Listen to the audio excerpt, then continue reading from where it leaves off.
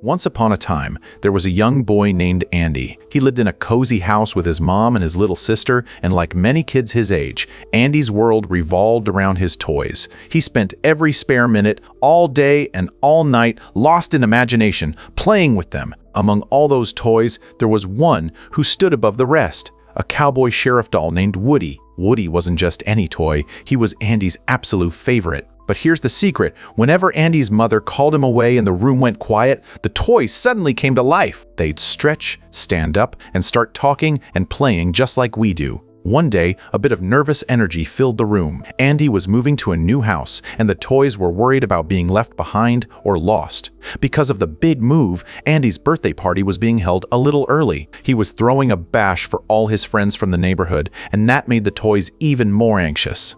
They were terrified that a new toy might arrive at the party and steal Andy's heart, becoming the new favorite. Woody, being the leader, tried to calm everyone down. He told them not to worry, insisting that nothing could replace him. He was sure he'd always be number one. Soon, the party began downstairs. The toys needed to know what was happening, so they sent the Green Army men on a mission. The soldiers grabbed a walkie-talkie and headed downstairs to spy on the gifts. They hid inside a houseplant and reported back every single detail. One by one, the gifts were opened. For a while, it seemed like Woody was right. None of the new toys were a threat. The toys upstairs started to relax, happy that no one was being replaced. But then, Andy's mother brought out one last special gift. Just at that moment, the walkie-talkie failed. The toys couldn't hear a thing. Suddenly, the kids came charging upstairs. The toys scrambled, freezing back into their still, plastic forms just in time. Andy rushed to the bed, pushed Woody aside, and plopped a brand new toy right in the prime spot. Woody was stunned. He looked up to see what this new toy was. It was Buzz Lightyear, a high-tech space ranger who actually thought he was real. Buzz had all these cool buttons and features, and the other toys were incredibly impressed. Woody felt a sharp sting of jealousy, especially when Buzz claimed he could actually fly. Woody tried to laugh it off, telling him, "You're just a toy, not a real space hero." To prove himself, Buzz took a leap to fly across the room. It was really just falling with style, as Woody would say, but he bounced and swung so perfectly that the other toys were amazed. No one believed Woody when he said Buzz was just plastic and gears. As the days went by, the nightmare came true. Buzz became Andy's favorite, and Woody was pushed to the bottom of the toy chest. Woody was simmering with anger, while Buzz was busy leading the other toys in fitness drills and Space Ranger training. Next door lived a boy named Sid, and he was the complete opposite of Andy. Sid was mean and cruel. He didn't play with toys. He broke them, took them apart, and treated them like trash. Buzz, seeing this from the window, thought they should teach Sid a lesson, believing a toy's life deserved respect. One evening, Andy's mom announced they were going to Pizza Planet for dinner. She told Andy he could bring just one toy. Woody panicked, fearing Andy would choose Buzz. In a moment of desperation, Woody made a plan to hide Buzz behind the desk so Andy wouldn't find him. But things went horribly wrong, and Buzz was accidentally knocked right out of the bedroom window. The other toys were horrified. They were convinced Woody did it on purpose to get rid of his rival. They were furious. They tried to help Buzz, but Andy walked in, couldn't find the Space Ranger, and grabbed Woody instead. As they headed to the car, Woody felt a heavy weight of guilt. He looked out into the dark yard, wondering what happened to Buzz. Suddenly, Buzz appeared. He had hitched a ride on the bumper and climbed into the car to confront Woody. A fight broke out between them, though Woody was secretly just glad Buzz was alive. During the scuffle, they tumbled out of the car while it was stopped at a gas station. The car drove away, leaving them stranded. Woody panicked. They were lost, far from home, and Andy was gone. Buzz, still delusional, tried to call his home planet for rescue. Woody finally snapped, yelling at him that he was just a toy.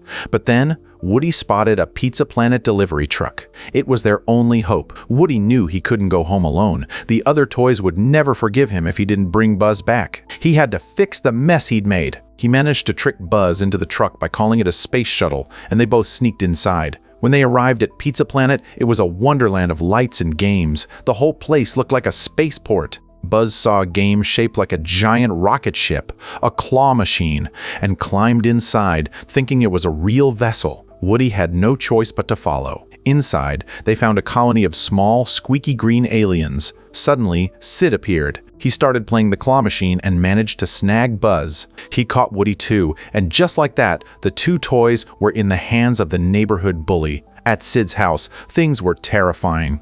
They saw his mean dog, Scud, and watched as Sid took his sister's toys apart in his room. That night, they met Sid's toys. Strange, mutant creatures that had been broken and rebuilt into deformed shapes. Woody was terrified, but back at Andy's house, the other toys were just realizing Woody was truly gone. The next morning, Sid started torturing Woody with a magnifying glass, and Woody was only saved when Sid's mom called him for lunch. Woody and Buzz tried to escape, but Woody was nearly caught by Scud. He barely made it back upstairs, trembling with fear. Buzz decided he had to help Woody get out. While they were hiding, Woody's pull string got snagged, making a loud, "There's a snake in my boot" noise. This woke the dog and forced them to duck into a room where a TV was on. A commercial came on for Buzz Lightyear toys. Buzz watched, expecting a message from his commanders, but he slowly realized the truth. He saw hundreds of boxes just like his. He wasn't special. He wasn't a ranger. He was just a plastic toy. Buzz was completely heartbroken. He lost all his spark. In a last-ditch effort to prove the TV wrong, he tried to fly out of a window,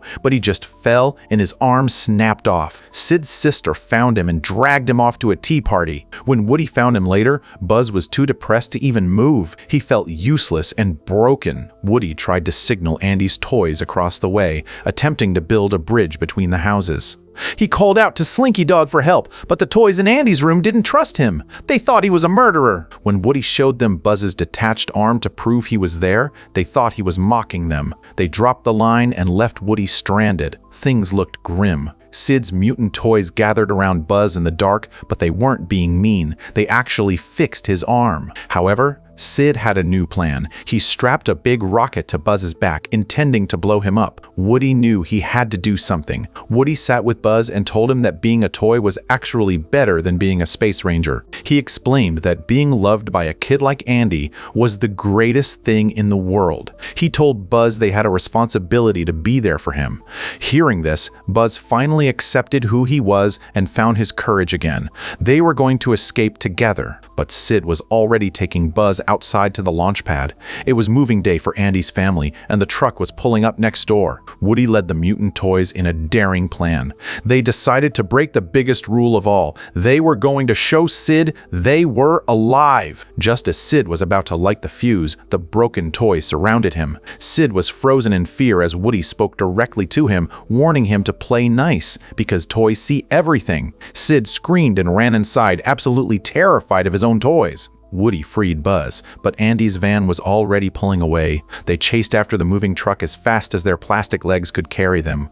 Buzz managed to hop on, but Woody was struggling. Sid's dog, Scud, saw them and attacked. Buzz bravely jumped off the truck to tackle the dog and save Woody. Woody made it onto the truck, but he couldn't leave Buzz behind. He grabbed the RC car and sent it back to rescue him. The toys on the truck saw Woody with RC and, thinking he was being a villain again, they threw Woody off. Now Woody and Buzz were both on the road, riding the RC car together, speeding toward the truck. The toys on the truck finally realized they'd made a huge mistake and tried to help, but RC's battery died just feet away from the bumper. Then, Woody remembered the rocket on Buzz's back. He lit the fuse and, whoosh, they blasted toward the truck. They were going so fast they took flight. Buzz opened his wings, the rocket detached, and they soared through the sky.